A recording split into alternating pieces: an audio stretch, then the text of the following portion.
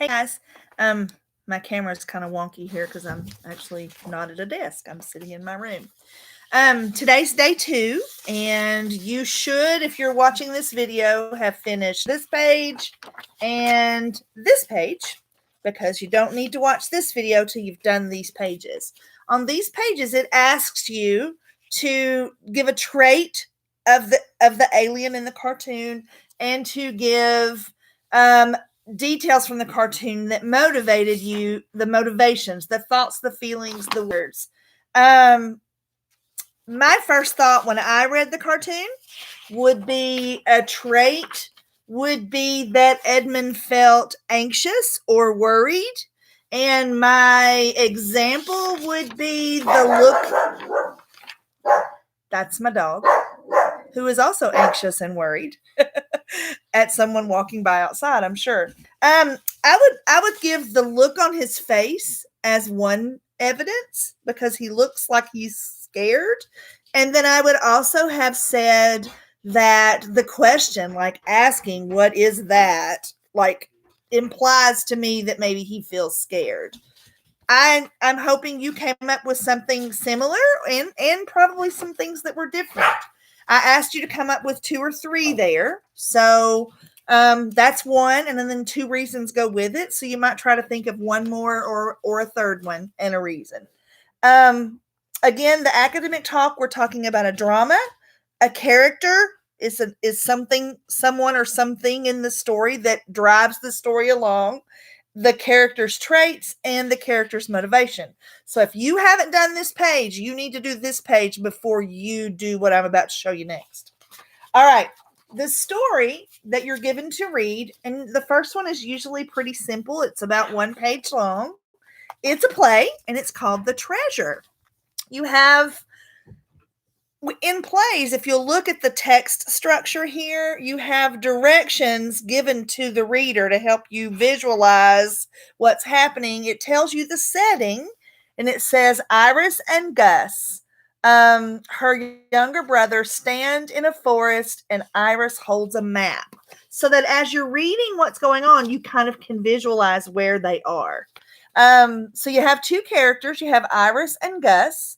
And if you look down here at our close reading habit, it says for your second read, because these are the procedures that we do in class. First, we read it just to enjoy it, just to understand it. The second reading, we will read it with this focus. And this focus is underline the details that tell what motivates Iris's behavior. So she's going to behave in a way during the story, and you're looking for the reasons why, what motivates her behavior. Why is she behaving the way that she does in the story? You're looking to underline those reasons. All right. So that's the first page that you'll do today, and it is page 108. Then you're going to flip after you've done your first read and your second read.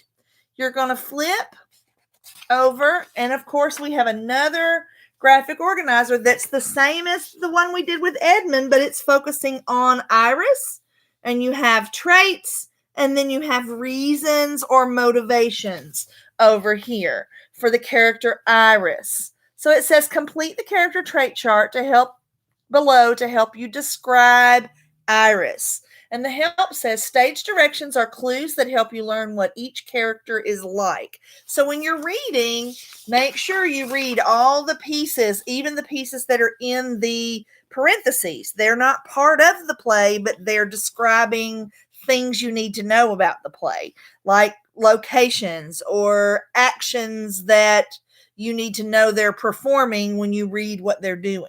So we read a play, we make sure we read all of those things because they're important. If we were watching the play, we wouldn't need to have those directions because we would see them with our own eyes. But when we're reading a play, we have to make sure we have those directions because we're not seeing it.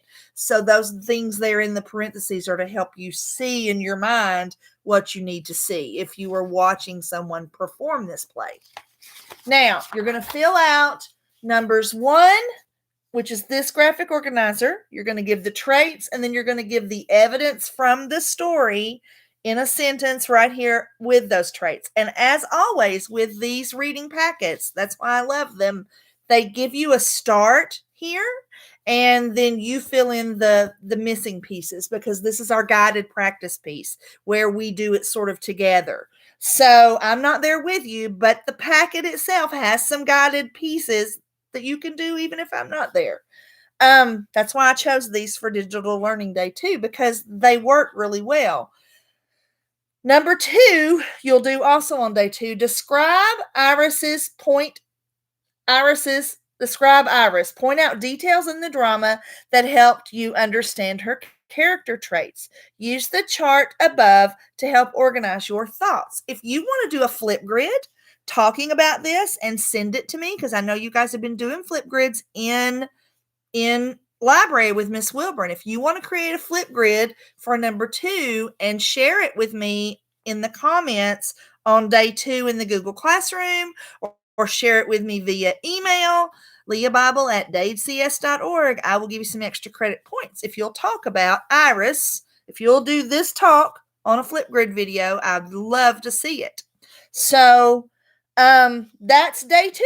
You'll do just number 1 and number 2 on this page. I'm not going to ask you to write until tomorrow, but the better you fill this out, the easier the writing task will be. You might also look at what you're going to write about. It says, write a short description of Iris's character traits. Include details from the drama that helped you identify what she is like. Use the space provided on page 112 to write your response. So you're really doing your pre-writing here for this written response that you'll do tomorrow. All right. I hope you're having a great time. Remember, the rest of the time that's left over of your hour, you'll go on iReady and you'll work on teacher assigned lessons related to either the nonfiction texts that we did the last couple of weeks or related to this topic. So that's how you'll spend your hour. You'll do this work, then you'll go on iReady and work on those teacher assigned lessons. That's all I have for today. I'll see you tomorrow, and we'll talk about this page, and then we'll talk about how you should be thinking for this assignment, which will be your Wednesday, day 3 assignment. And then we'll talk about what to do on day 4. I'll see you tomorrow. I miss you.